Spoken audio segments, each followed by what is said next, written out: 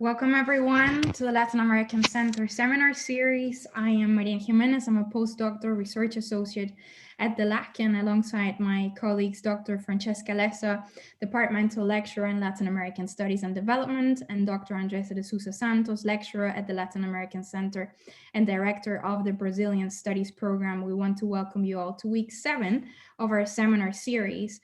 We have the immense honor and pleasure to welcome Professor Guillermo Trejo to our seminar series today. Guillermo is Associate Professor of Political Science at the University of Notre Dame and Director of the Violence and Transitional Justice Lab at the Kellogg Institute for International Studies. His research focuses on political and criminal violence, social movements, human rights, and transitional justice in Mexico and Latin America. He is the author of Popular Movements in Autocracies, Religion, Repression, and Indigenous Collective Action in Mexico, and co-author of Votes, Drugs, and Violence, The Political Logic of Criminal Wars in Mexico. Both of them have been published by Cambridge University Press. Guillermo's research has also appeared in the American Political Science Review, British Journal of Political Science, Comparative Political Studies, Journal of Peace Research, and many others. He's also a contributor to El País and Animal Político. This evening, Guillermo will deliver a talk titled Indigenous Resistance to Narco Rule, Social Movements, Participatory Institutions, and Grassroots Community Policing in Mexico. We're extremely privileged, Guillermo, to have you with us today. You have about 40 minutes to present, and afterwards, the audience will have plenty of time to ask questions and engage with you on this fascinating topic. So before we start, just the reminder to ask everyone to please mute their mics and remind you that you can either write your questions in the chat during the presentation or afterwards, or raise your hand to ask your question in person. So without further ado, Guillermo, the floor is yours. Thank you very much for joining us today. Thank you, Marianne, and thank you, Andressa, Francesca, and to the center, and to the Oxford community, and to the students and faculty colleagues for being here. It's truly a pleasure to present work with such a great audience. So I'm going to share my screen. It's and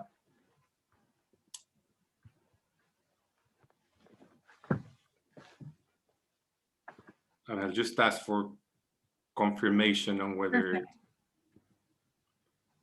Okay, so this is the title of the talk: Indigenous Resistance to Narco Rule, Social Movements, Participatory Institutions, and Grassroots Community Policing in Mexico. This is research I've been conducted with my colleague Sandra Ley from CIDE in Mexico City. Some of the presentation is based on work with her, and also with Shannon Mattiacci from Allegheny College in Pennsylvania. Work with her will also be part of the presentation. So let me start with an observation. Over the past 2 decades, the drug cartels in Mexico have tried to take control over indigenous communities in the country's extensive Sierra systems. These are Sierra systems that stretch from the north along the Pacific all the way to the south of Mexico. These are mountainous terrains that drug cartels have tried to contest for several decades, but particularly in the last 2 decades.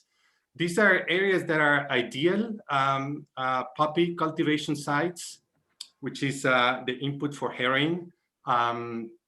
And these are also ideal trafficking corridors for drugs and for other illicit goods. And these are also areas with extensive natural resources. Keep in mind these 3 features of these areas, heavily indigenous areas, which are quite attractive, and we'll keep talking about these through the presentation. The research question that drives most of this work is the following: why, we ask, have some indigenous regions been able to resist attempts by narcos and other organized criminal groups to take control over their local governments, peoples, and territories, while others have been conquered? And this is very strong language about resistance and conquer. We have found that over the past 12 years or so, drug cartels and organized criminal groups have truly sought to control local governments, peoples, territories, populations in a new form of conquest and develop subnational criminal governance regimes, becoming de facto local rulers. So the key question is, why is there variation across indigenous regions? Why do narcos and organized criminal groups are able to take control over these territories, peoples, and governments, but in other cases they have actually failed? The presentation has two parts. In the first part, I will present findings from a pair comparison of the Guerrero Highlands. It's a case of resistance. Guerrero is a state in the southern part of Mexico. And we'll be discussing why indigenous communities in the Guerrero Indigenous Highlands have been able to resist narco penetration. But indigenous communities in the Sierra Tarahumara, in the northern state of Chihuahua, they have been actually conquered by organized criminal groups and narco organizations. The second part of the talk, I'll invite you to zoom in with me on Guerrero, the indigenous highlands, to try to analyze change over time in resistance capacities. It seems to be that after 2 decades of successful resistance, the system that the communities created is beginning to be undermined, and in different parts of this region, narcos have been able to make important inroads, and violence is starting to become a reality in these communities that have been so successful at deflecting the narcos. So let's get into the presentation. First part, cross-regional variation. So let's start with some theoretical expectations, and this is a finding that we have in the literature, the political economy literature, that claims that indigenous customary laws and village-level institutions actually facilitate public goods provision. For example, it's been shown by different scholars, a Stanford team of scholars has shown that communities with strong indigenous customary laws and institutions are very good providers of education, public education. Communities have more access to water and to sewage systems.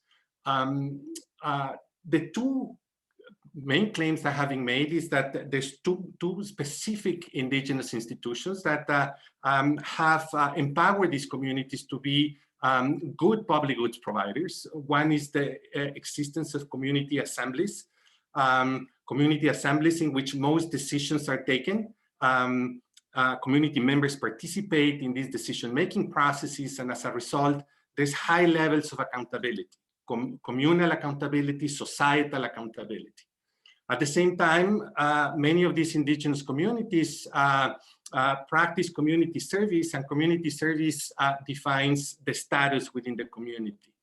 This is known as the cargo system.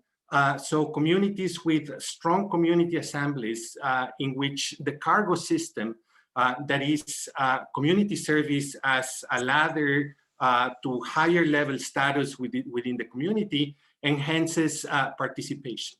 So these two features, greater participation and greater accountability, communal accountability and participation, in this argument, or according to this argument, empowers communities to be better public good providers. Governments, local governments, municipal governments provide more extensive and more equal public goods to members of these communities.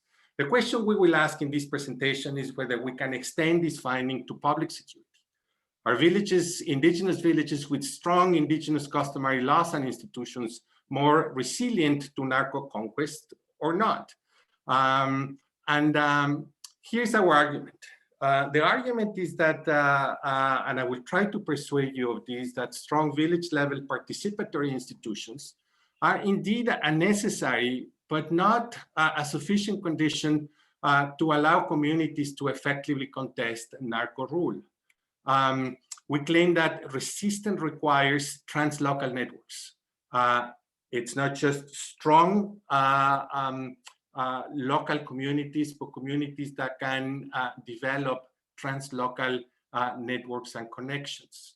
We argue that communities that succeed at resisting the narco and other organized criminal groups are communities with long histories of mobilization, in which social movements have created translocal bonds of cooperation and solidarity.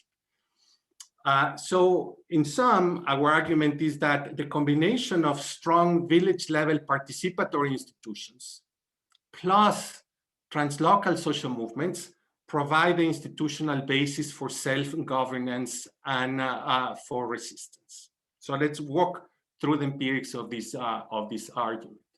The pair comparison, as you can see, is comparing communities in the northern state of Chihuahua, the Sierra Tarahumara region.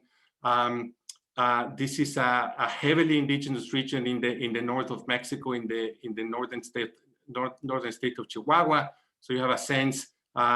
This is the U.S.-Mexico border. Arizona, New Mexico, Texas is there.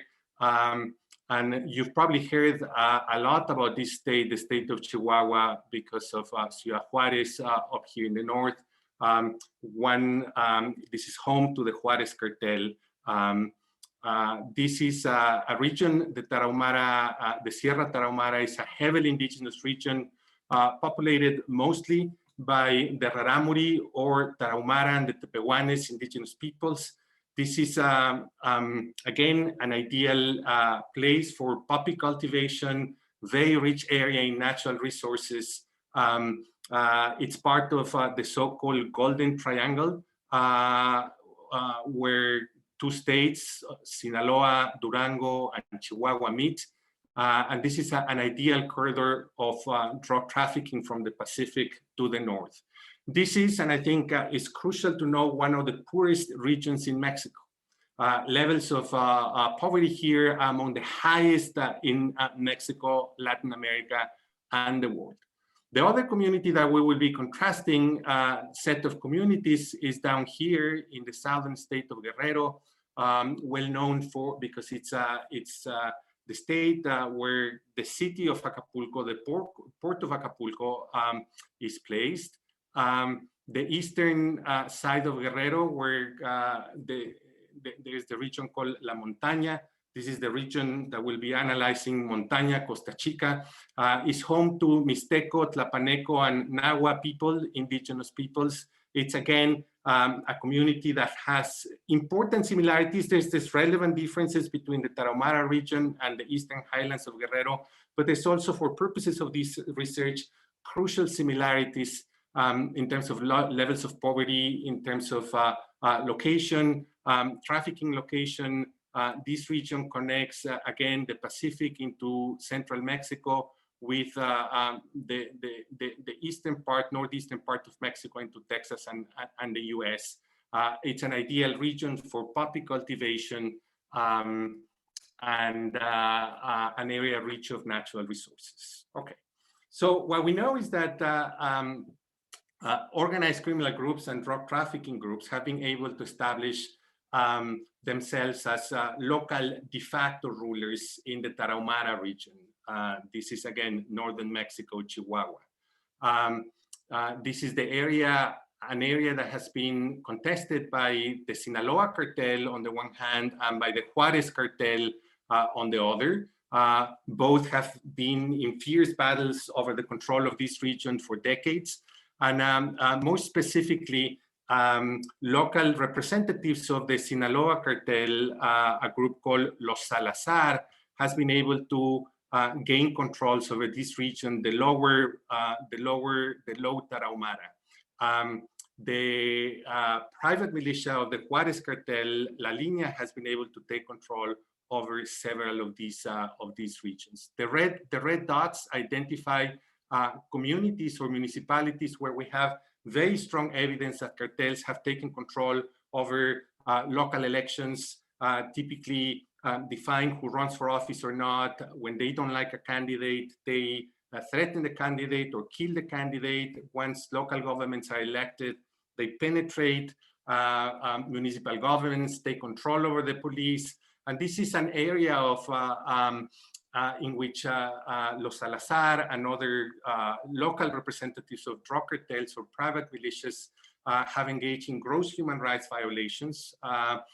They control who comes in and who comes out in this region. They've displaced entire populations here. Population displacement is a major problem. Many of the indigenous communities that have been displaced, they live in exile in Ciudad Juarez up north. This is an area under tight criminal governance control in which cartels and organized criminal groups have taken control over local governments, local police forces. They've taken control over local economies and populations.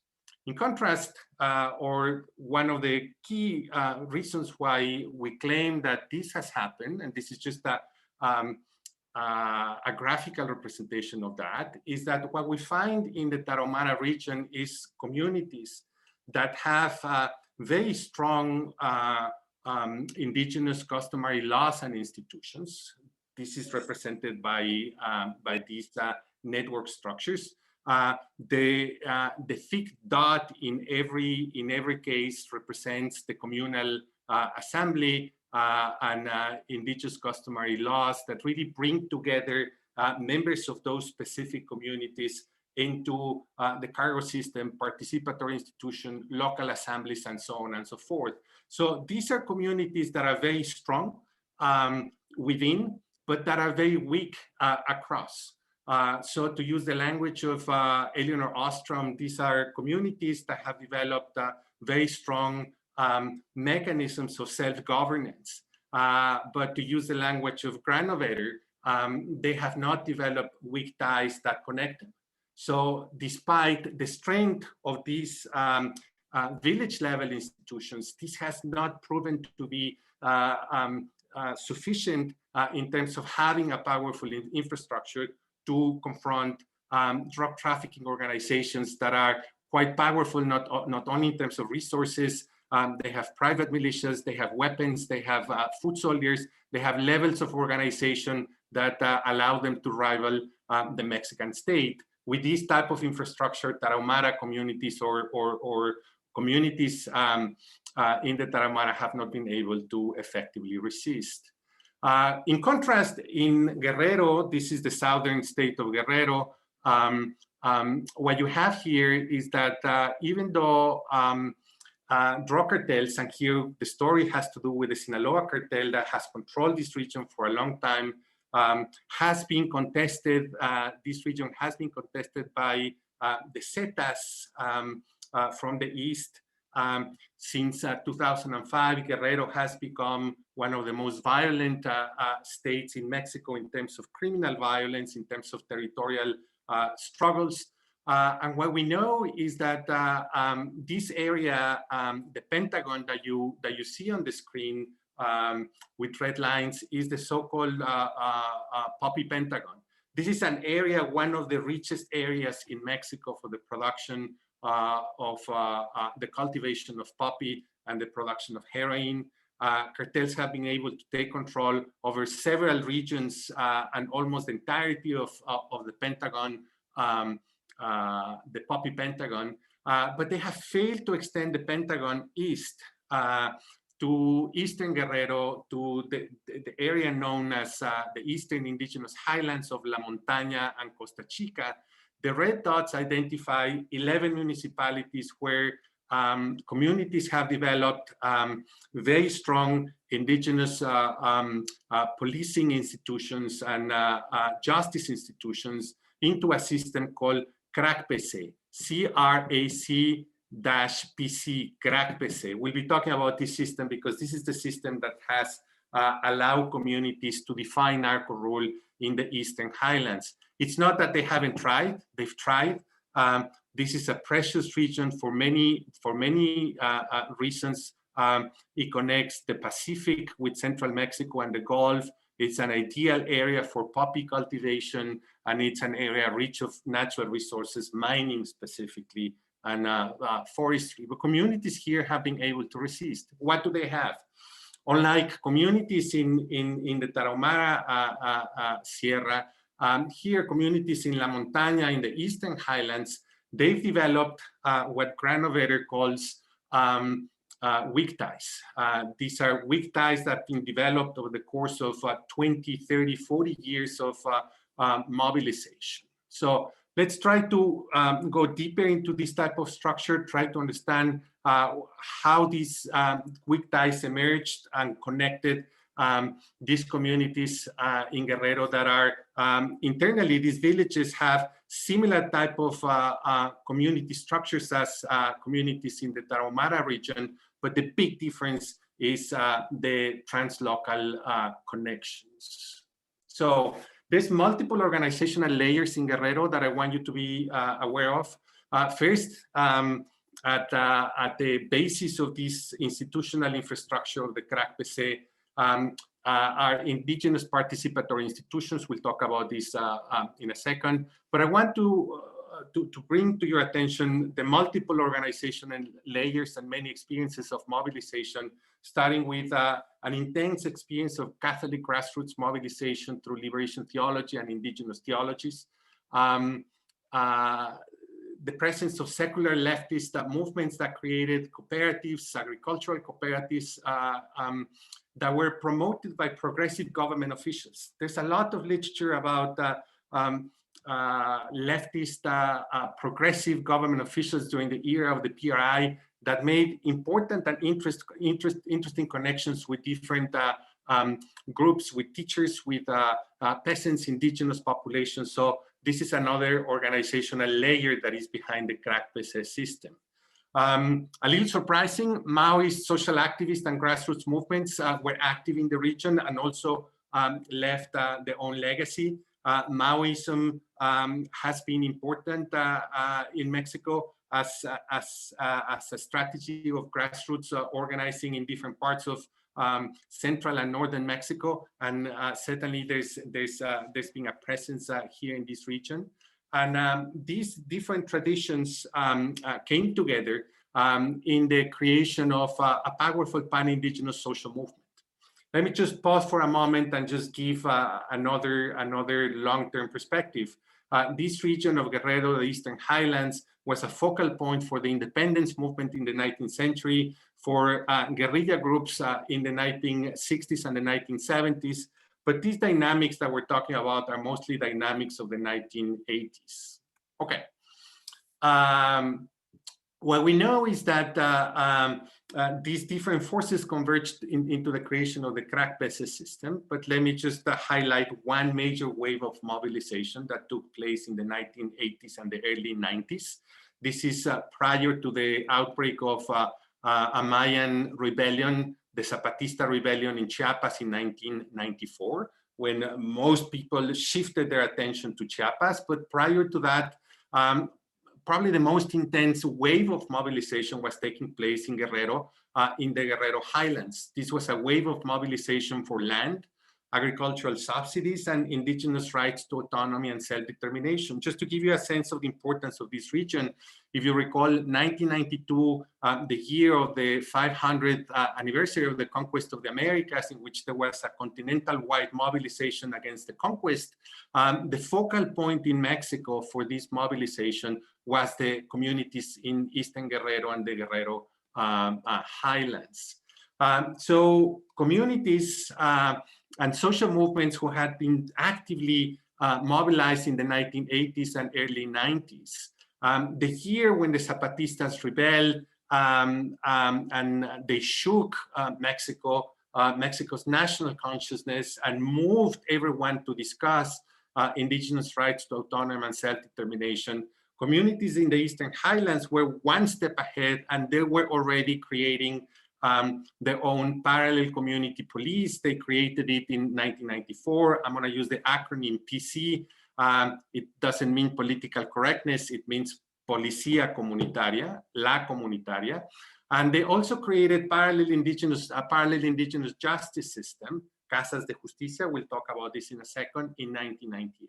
So the convergence of these different experiences led to the creation of the CRAC-PC system.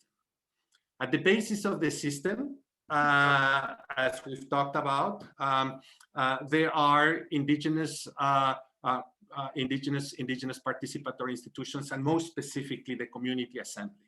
This is an image of a community assembly in the core of the highlands in the municipality of Malinaltepec. Another crucial institution of this system is the Policía Comunitaria. This is a picture in San Luis Acatlán these are members of the community police. They serve for 2 years. They are selected by community assemblies. They are not paid. They are weekly armed.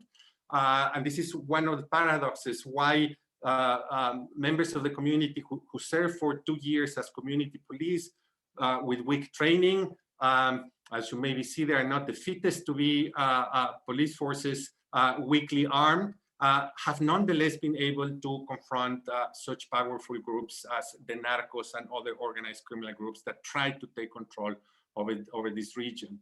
The third institutional pillar of the system are the Casas de Justicia. This is an image.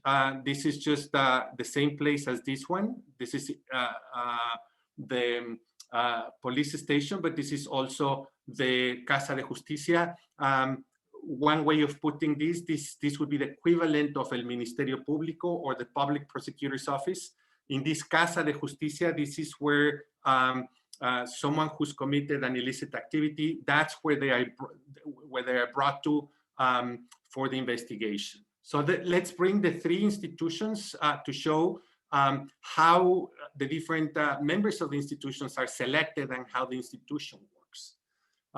This image shows, and I want to bring your attention to the community assembly because it's really at the basis of this. Every community has a communal assembly, and that's where the community police members are selected. The only way to become a member of the Policía Comunitaria is if you are selected by the community assembly.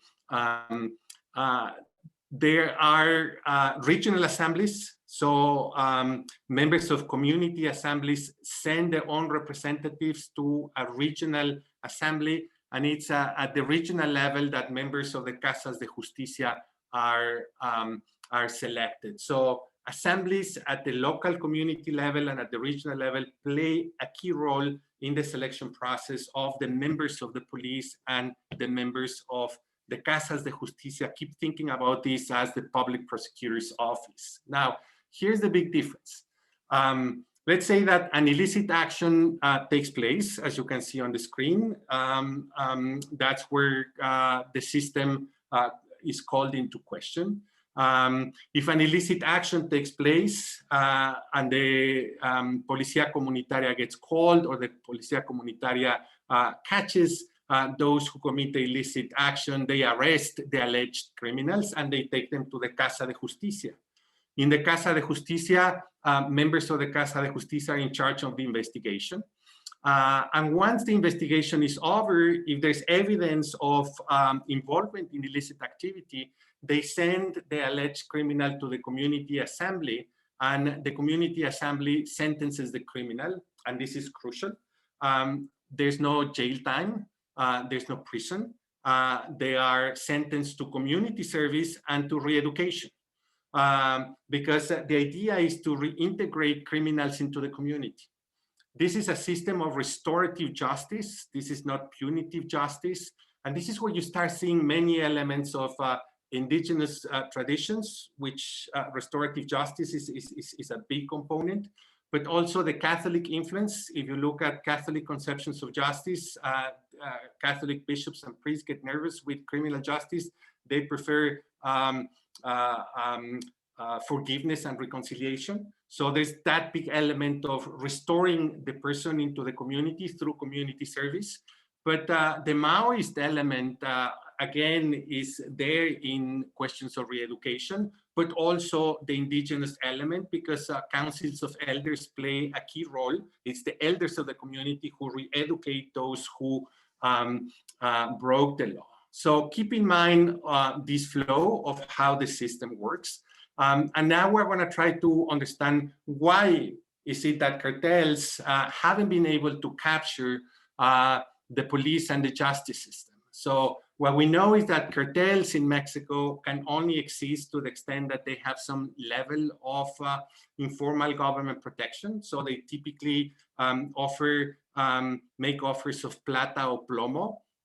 They tell police forces, you take the bribe or you take the bullet, and that's how they are able to penetrate police systems and security systems and engage or gain some level of protection. So what I'm going to try to explain with this figure is why narcos and other organized criminal groups have not been able to capture the PC, the community police, and the members of the Casa de Justicia.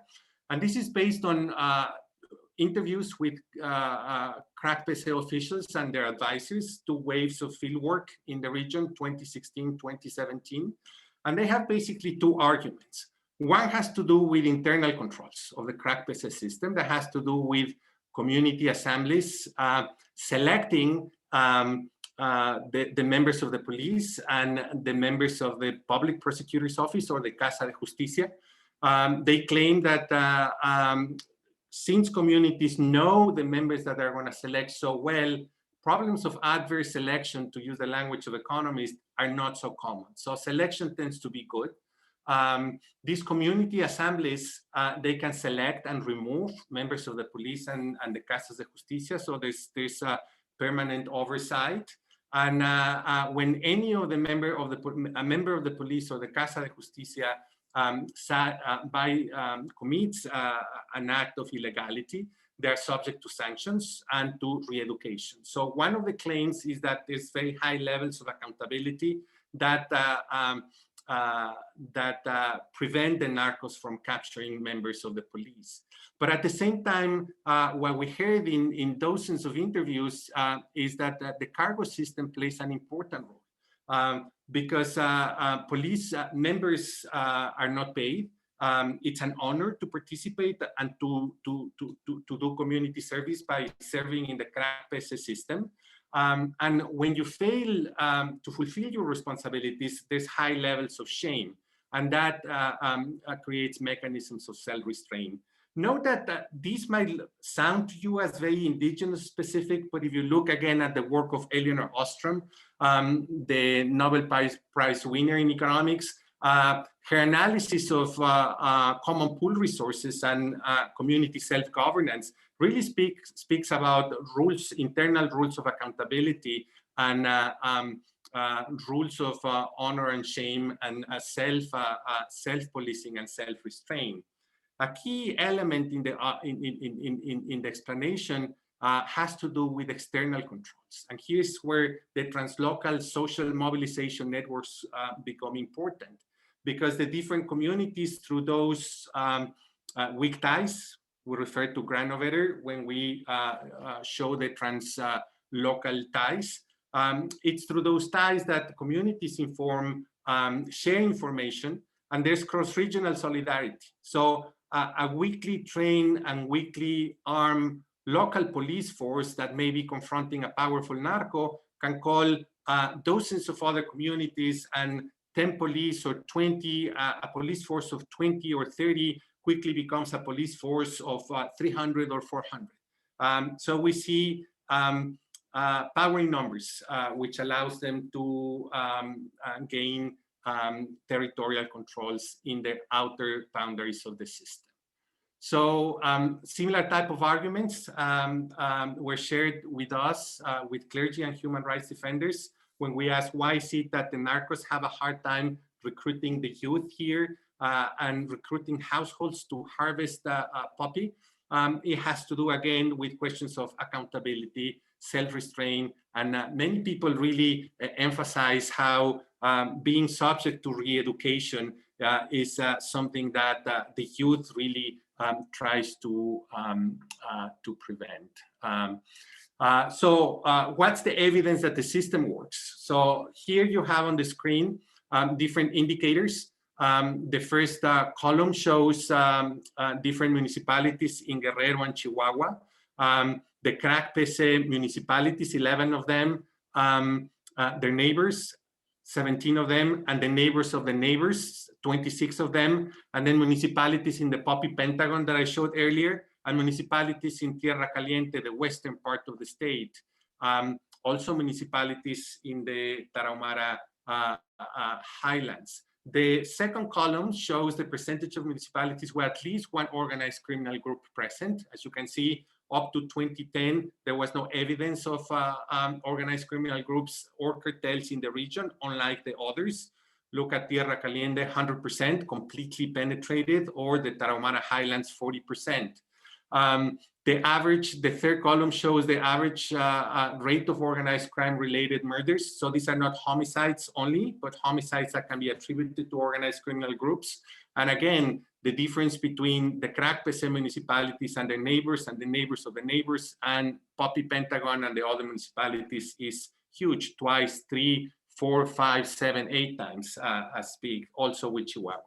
Finally, percentage of municipalities where at least one attack on mayors and party candidates. Work with Sandalay, we've shown that one of the pathways by which organized criminal groups establish subnational criminal governance regimes is by assassinating candidates and mayors and local government officials. Again, the difference between the crack PC and their neighbors and the neighbors of the neighbors are not so big, but they're particularly big compared to the Poppy Pentagon, Tierra Caliente, and Chihuahua.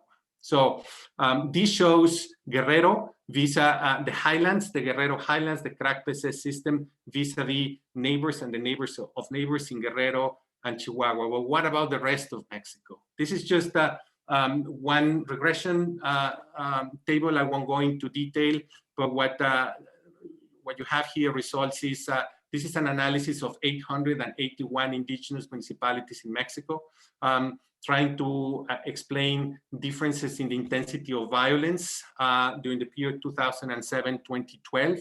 We're trying to see whether characteristics of histories of mobilization in the last quarter of the 20th century, different type of ethnic autonomy institutions created in the 90s have any impact on levels of violence. The punchline here is that communities that have a long history of mobilization on their own, but no ethnic autonomy institutions, are not successful. Communities, as we showed in the case of the Taramara, that have strong local village level ethnic autonomy institutions do not necessarily resist, but it's the combination, the interaction effect of mobilization and ethnic autonomy institutions that really deters violence, and that's significant and has an important substantive effect. Okay, so let me move into the last part, the second part of the presentation. Here is where we move from comparing the eastern highlands of Guerrero with the Tarahumara region in Chihuahua to only looking at the eastern highlands of Guerrero. So we forget about Chihuahua for a moment and we just concentrate on Guerrero and specifically the eastern highlands. We're going to try to, and this is the part of the project that I'm working with Shannon Matiachi, we're trying to understand change over time and change within the region. Because there's evidence that the system is beginning to experience important shortcomings. And let me start with this. So this is a series of observations based on interviews with clergy and human rights defenders. This is 2019, October 2019. That's the last time we were in the field prior to COVID. And what we gathered through many interviews with clergy, human rights defenders, and also with members of different Casas De Justicia, we found a major division in one of the most important, one of the central Casas De Justicia. You saw the images, the prior images that I showed are of the Casa de Justicia of San Luis Acatlán. Since 2013, this Casa de Justicia has experienced major internal divisions. Some communities, in fact, broke away from the Casa de Justicia. Some created their own Casas de Justicia, and others pulled out entirely from the crack PC system and created their own community police. We have seen in the region also selective assassinations that are typically associated with the development of criminal governance regimes. The head of the Casa de Justicia of San Luis Acatlán was tragically assassinated in 2019, April of 2019. And in September of 2019, one of the most important vocal indigenous movement leaders in Tlapa, this is the northern part of the system, was also assassinated. We have also seen the proliferation of armed defense groups in bordering municipalities. So if you take the 11 municipalities of the where the crack PC system operates, the neighbors and the neighbors of the neighbors are beginning to see the proliferation of different armed self-defense groups, partly because there's been a proliferation of multiple breakaway groups of different cartels. So what we've seen in the neighboring areas is the proliferation of multiple organized criminal groups. As a very important study of the International Crisis Group showed recently, Guerrero has at least 40 different organized criminal groups contesting or fighting for territorial controls. This is the single Mexican state with the largest number of organized criminal groups, breakaway groups, drug cartels, different groups of traffickers, but also private militias, so on and so forth. And as a result, there's been a proliferation also of self-defense groups, which are different from community police forces. We'll discuss that for a moment. But we've also seen in the region that organized criminal groups have made inroads in the northern and central region of La Montaña. Some of them engage in drug trafficking, others engage in the trafficking of stolen cars and other illicit activities. So the region seems to be becoming vulnerable to external penetration, and these are different signs of that. So why is it that the crack PC is losing its efficacy? And I'm 5 minutes away from finishing. So why is the system losing its efficacy, specifically over the past 5 years, when it held very strongly, at least since 94, 95?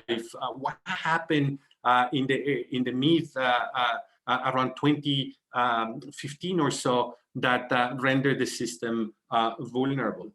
What you are going to see here is arguments based on 10 public forums conducted by the Guerrero State Congress and the Tlachinolan Human Rights Center, the most influential human rights center in the region. We had access to the minutes and to the summaries of many of these forums. These are forums that gathered community members, local government officials, members of the crack PC, but it was overwhelmingly attended by users, citizens, by members of communities.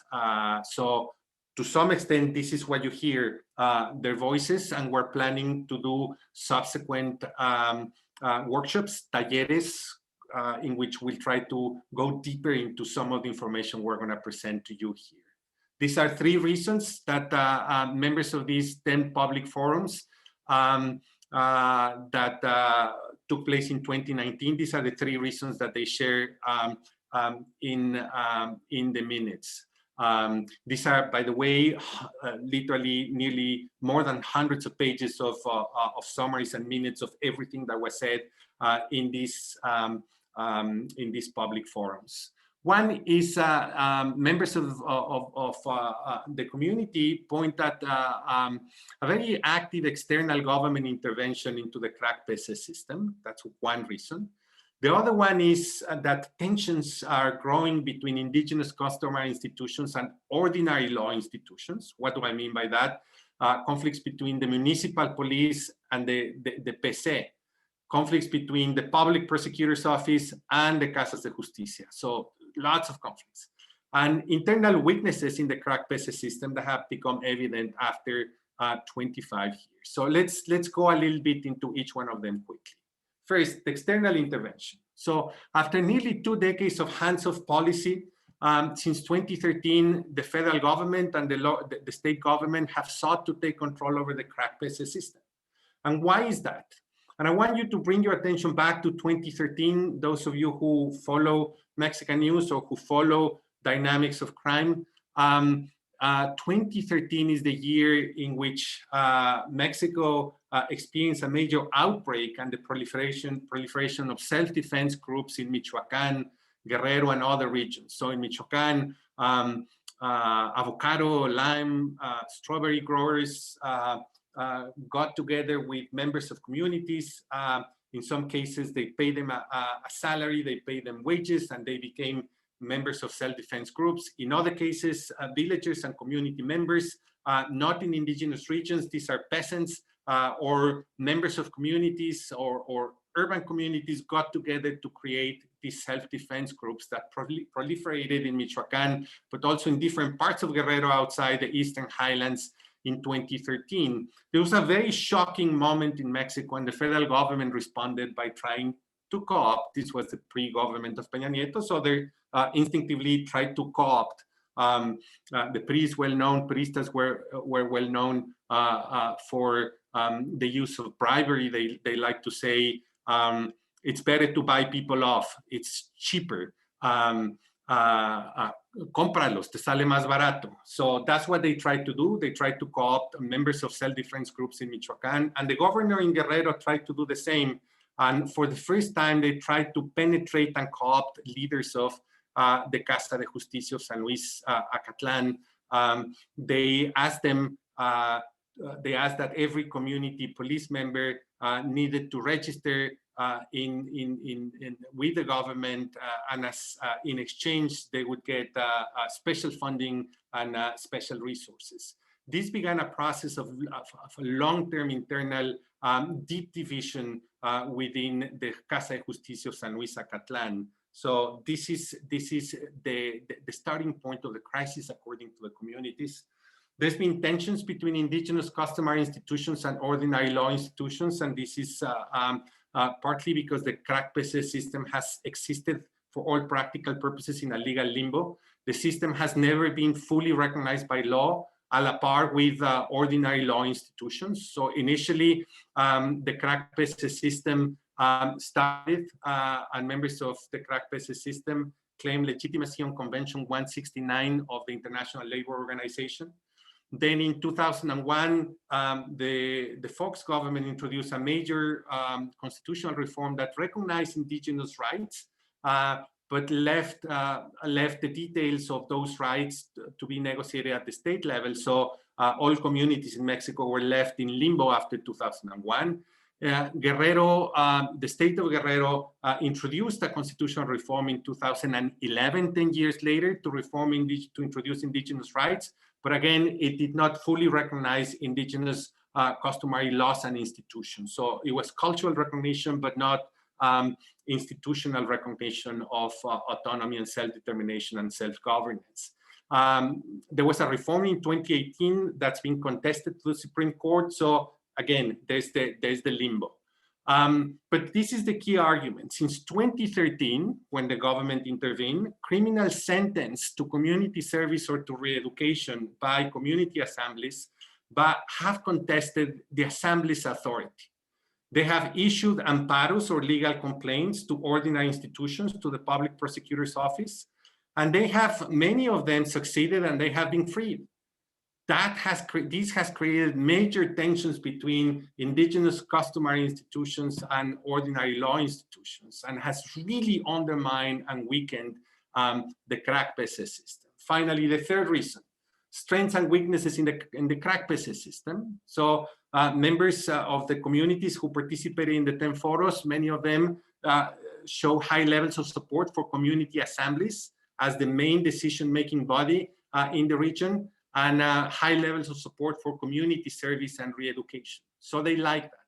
But they're becoming extremely critical of the Policía Comunitaria, the PC.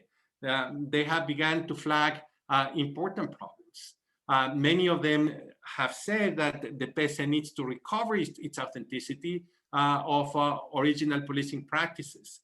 They've said that the PC needs to get training in human rights. And many of them have really made a point about gender balance. The PC is a male-dominated institution. Finally, many of the community members have spoken about uneven levels of support for Casas de Justicia. They are very critical of some of the Casas de Justicia. They say that the Casas de Justicia need to operate under shared standards because they don't anymore. They need external oversight to prevent human rights violations. So communities themselves are beginning to recognize human rights violations committed in the Casas de Justicia. And some of them have even raised the point that some Casas de Justicia have been captured by local factions. So I'm closing. This is a figure that summarizes what we've just said. This is the local assessment of the crack PC crisis. Let me start with an exogenous shock, which is the external intervention into the system. In a system that lives in a legal limbo, and has internal weaknesses. This external intervention has led at the micro level to all kinds of internal divisions that has resulted in